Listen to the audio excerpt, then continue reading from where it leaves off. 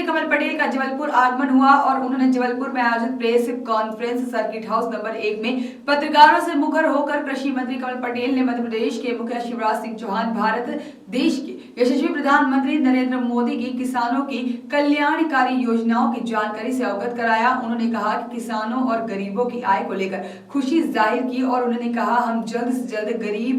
आम जनों को और भी उचित से उचित लाभ पहुंचाएंगे।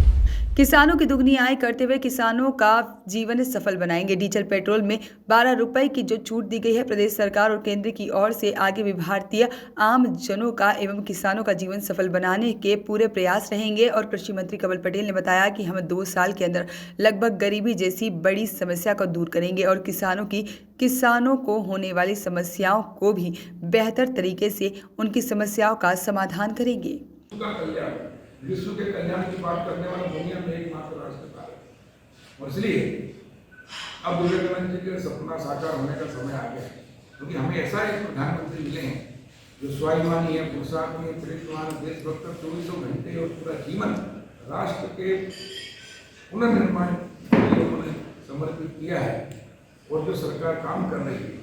यहाँ एक और सबका साथ, सबका विकास, सबका विश्वास और सबके प्रयास के साथ काम हो रहा है, यानी सरकार और जनता मिलकर 130-135 करोड़ नागरिक है हमारे, 270 करोड़ हाथ जब एक साथ किसी एक दिशा में काम करेंगे तो बहुत ताकत बनेगी और राष्ट्र को आत्मनिर्भर बनाने के लिए और राष्ट्र को सुदूर के स्थान पहुँचाने के लिए हम काम कर रहे हैं। और मैं किसान हूँ, इसलिए प्रधानमंत्री जी के लिए एक और उन्होंने जो काम किया है, 24 अप्रैल 2021 को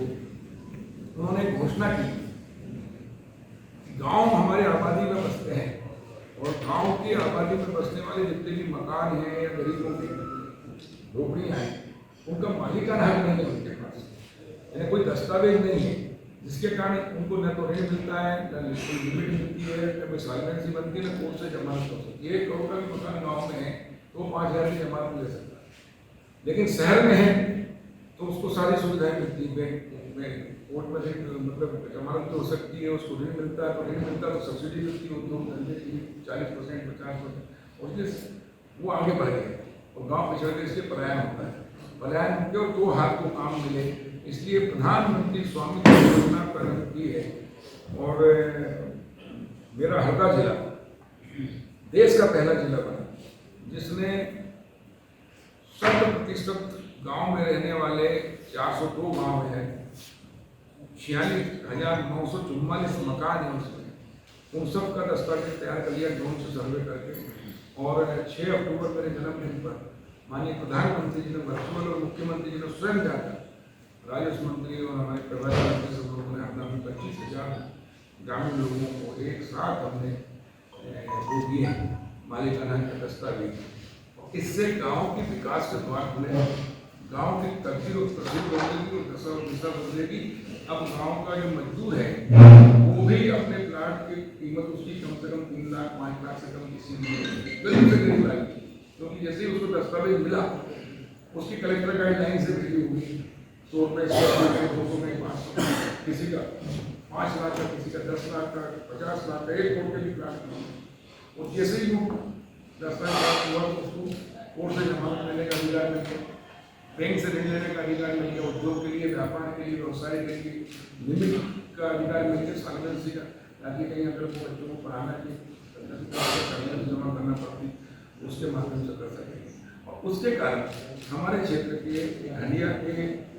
कॉमन से उन्होंने तो मैंने प्रेस कॉन्फ्रेंस में सबको बोला, आप लोग तो ध्यान देना नहीं थे, बहुत लंबी प्रेस थी, मैं दे दूंगा। माननीय प्रधानमंत्री नरेंद्र मोदी जी के नेतृत्व में देश बदल रहा, आगे बढ़ रहा है। प्रधानमंत्री जी का जो संकल्प है किसान की आय 2 गुना करना 2022 तक, उसकी ओर मध्य प्रदेश अग्रसर है।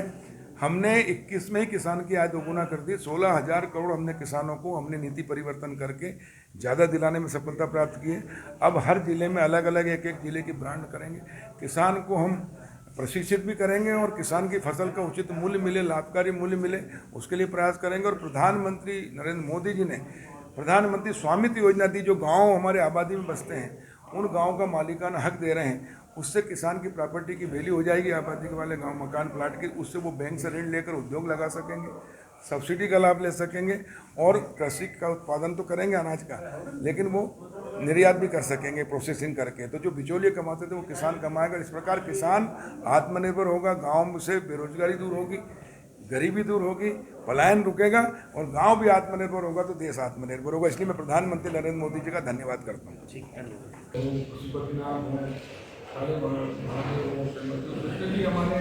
आस्था के केंद्र हैं, सब जगह हमारे विधायक, हमारे सांसद, हमारे जनप्रतिनिधि, विधायकों ने एक साथ अभिषेक करके पूरे भारत को एक सूत्र में बांधने का जो शंकराचार्य भगवान ने प्रयास किया कि मानव विग्रह का 4 धाम में, उसको पूरा संकल्प लिया है कि हम राष्ट्र को एक राष्ट्र श्रेष्ठ राष्ट्र बनाकर 21वीं सदी भारत की सदी बनाएंगे, भारत को आत्मनिर्भर बनाकर दुनिया में भारत को सिरमौर करेंगे।